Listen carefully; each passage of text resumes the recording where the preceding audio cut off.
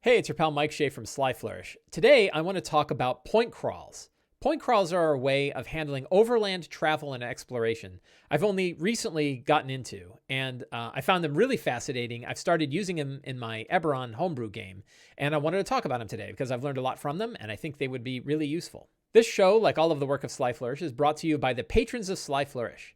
You too can become a patron by going to patreon.com/slyflourish and helping support videos like this and the website and all of the other things that I do. So what is a point crawl? So point crawling actually is a evolution of an idea that is as old as D&D itself, and in fact older than D&D, called hexcrawling. Hexcrawling was a way of measuring overland travel in strategy games and in strategic war games that moved into D&D. So you might see, and hexcrawling is still a very popular way of handling travel. If you look at the game, the adventure Tomb of Annihilation is built on the idea of a hexcrawl. A point crawl essentially abstracts the specific distance that we normally see in a hexcrawl. A point crawl is a way of handling overland travel and exploration by connecting locations with routes. There are a couple of articles that I read on this topic. I dug into it quite a bit, and the first one that actually showed me anything about it came from the blog done by Justin Alexander, known as The Alexandrian. It's an excellent blog, a lot of really, really good material in there, and brought up one of the things that made me think completely differently about dungeons, known as a concept that Justin Alexander refers to as Jaquaying the dungeon, named after Janelle Jaquays, a map and cartographer from the olden days of D&D. One of the articles that Justin Alexander has is this one that I read when I was looking into things on Avernus, called the Point Crawl in Elturel. And the idea here is that there's multiple routes that the characters can take to crawl through the city of Elturel. So you can see here's a map of Elturel, and here are all the potential routes. Where they start, right in the middle, there's 5 different directions that they can go. And there's all different routes that they can take to go from area number 1 all the way to area 16. And many paths in between. So you can see that it's not a linear path. It's like a spider web based path. There's a lot of different routes they can go. And we're going to talk all about this. But really, the idea of point crawling, as far as I can tell, I may be wrong, and there could be that it's actually older than that. It wouldn't surprise me if it was older than that. Came from a blog called The Hill Cantons by Chris Kutalik. And they have an article back in 2012 that describes the idea of doing an overland travel without hexes called the point crawl, and compares it to board games and other war games that basically have locations and routes without worrying too much about distance. And that's probably, here's a good image that shows sort of a hand-drawn point crawl. You have locations and you have routes in between locations. So an interesting thing about point crawls is that they are actually kind of described in the Dungeon Master's Guide. If you go to chapter 5 of the Dungeon Master's Guide, it actually has sort of a loose description of this. And it says, one solution for doing an outdoor setting is the same way you think about a dungeon. Even the most wide open terrain presents clear pathways. Roads seldom run straight because they don't follow the contours of the land, finding the most level or otherwise easiest route across uneven ground. Valleys and ridges channeled travel in certain directions. So they're talking about this whole paragraph here is essentially talking about the idea of routes, and that you have a couple of locations and you have a route between them.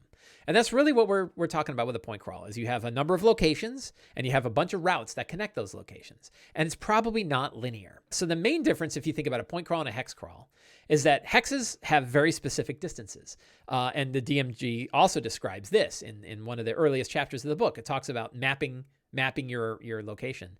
And it talks about province size maps, which have like 1 mile per hex, kingdom size maps, which use 6 miles per hex, and continent size maps, which have 60 miles per hex. So they're very specific, which means if you have 2 locations, you're going to have a bunch of hexes in between. And a lot of those hexes aren't going to particularly be very interesting. So if you do a route instead and you say, well, there's a winding river here, you know about the winding river, you know about the following the valley that goes between the mountain ranges, right? That's the idea behind a point crawl versus a hex crawl, is point crawls abstract the distance and focus on the features and events. That's what we're really talking about here. So there's a question about point crawls in time, right? And like some point crawls might only take a day. You could do a point crawl for a city, and crossing the city might only take a day. You might even have, if you have a particularly hostile region that they're crossing, it still might only take a couple of days, right? Which means they're probably not going to be resting all the time. So when you're designing a point crawl, it's worth upfront describing where you think the group might be able to take a rest and where they might not be able to. Can they take a short rest at some locations? Can they take a long rest at other locations? Sometimes they might not be able to take a rest because the whole area is too hostile, right? Saying that up front so that they know, like, you don't think this will be a safe place for a rest. You're probably going to get ambushed. Right, that's a useful way of handling it, because otherwise you're going to have a situation, and this happens in overland travel, where they're going to burn all their resources on the first fight they run into because they know they can take a rest right away, and that's fine. If the story dictates that that's the case, go with it. It doesn't matter, right? If they have 3 encounters over 3 days and they're able to rest in between each one, that's okay. And remember, your encounters don't have to be combat encounters. Encounters could be running into refugees. It could be finding a prisoner who's hiding in the woods. It could be a very, your level 12 group is traveling and they run into 3 bandits that try to steal their gold, right? So you can have all different kinds of encounters behind combat encounters that exist. And the key when you're doing your routes and your locations is you might have encounters at locations and you might have encounters in routes. And you can think of it that way. And you could even build your own quick sort of random encounter table. Like, what could they run into as they're going along these different routes? A last step, I mentioned Justin Alexander describing the format of Janelle Jaquays in designing maps. And you can actually take these principles of Jaquaying Jaquaying a dungeon to Jaquaying a point crawl. And what kind of represents that? And one way to think about it is that you have multiple paths. There isn't just one route that they can take. There's actually multiple routes they can take. There are hidden routes. So maybe not until they get to a location will they figure out that that location actually has a hidden route to another location they might not even have known about, right? Very similar to finding a secret door in a dungeon. It's the same sort of principle. Loopbacks. You might find out that they go 3 steps forward, but they find a shortcut so they could actually get back to where they were originally. And they know, like, so I can make it back. Think about Dark Souls, right? If you've ever played the game Dark Souls, when you're traveling through this deep dungeon and you open a door and find an elevator and make it all the way back to your home base. You can do the same thing with an overland map. Maybe it's a portal, right? Maybe it's a secret gateway, an elven gateway that they found that actually teleports back to another location that's much closer to where they left from. Or maybe it's just an easier way of getting through the area that they couldn't discover until they got there. They can unlock a route. So those are like hidden routes and loopbacks. Shortcuts, right? And the other one is probably asymmetric. It's probably not. I've done this myself, where you have like where they start off, 3 potential routes, 3 interesting things along the way, and then an end destination. The problem with that is that can get kind of boring. So it's actually more interesting if you sort of mix it up. And again, if you kind of look at what, you look at some of these, they don't have like one clean route. Like Justin Alexander's point crawl of El Terrell. There's no symmetry here, right? There's no organization. There's like, there's 2 bridges that take you across from one side to the other. There's all kinds of things like that. So these are all principles that you can sort of keep in mind while you're generating your point crawl. So how do you draw a point crawl map? Well, obviously, like a really easy way is you get out a sheet of paper and a pencil and you start drawing one out, right? You draw little circles and you don't have to make it pretty. You can make it pretty, even like, some of this example, great example, right? Little triangles for mountains, right? Little hills, little blue, grab your colored pencils and draw a little blue river. So you can do it with just pen and paper. And that's actually probably a great way to do it. If you're building one and you're not sure exactly how it's going to lay out, you could write them on sticky notes. And you could put sticky notes all over a table and then kind of figure out what your routes are. You might even have a sticky note for each location and maybe another colored sticky note for your route. Move them around till you like where it's at. Maybe take a picture of it with your phone or then transcribe it over to a piece of paper. So pen and paper, really good, easy way. But sometimes we like to actually have like an online tool. And of course, you can do it with Photoshop and you can do it with Illustrator and you can do it with there's all kinds of different powerful tools to do this. But I found one that helps me considerably. It's an easy tool to use. It's online and free, called Graphviz. So Graphviz has a very simple syntax for generating a graph. And it's essentially, you need to have like the graph label, some squiggly bracket open and a squiggly bracket close around your various graphs. And then you connect locations and you have location 1 with quotes around it and then a double hyphen and then location 2. And that connects these 2. So if we take this very simple graph, we go to Graphviz, which is going to show you a demonstration of some random kind of graph. And you can look at them because they give you an idea. There's our very simple graph, right? We have location 1, location 2. We might say location 2, location 3, right? But what if we also have location 2 goes to location 4, right? And now we've got sort of our asymmetrical graph, right? So that's a very simple way of doing it. You just do 2 locations with a dash between them. So there aren't distances with these. So you kind of, it's a little awkward on trying to figure out, like, is east and west and north and south, like how does that play out? And you might have to figure that out. And sometimes it doesn't make perfect sense, but it at least shows you the interconnection of locations, and that's good enough. So now we're going to look at a more advanced version. So this is one that I generated for, this is probably the most advanced point crawl that I built for a particular area. This is my point crawl for the city of Making in my Eberron campaign. It's got a number of locations. It's got a bunch of different routes, and as you can see, here's a full size version of the entire route. You can tell there's multiple paths. It's not symmetric. I've labeled every route, so you can see that, like, you start off, like, Gates of Making is actually the beginning of the whole area.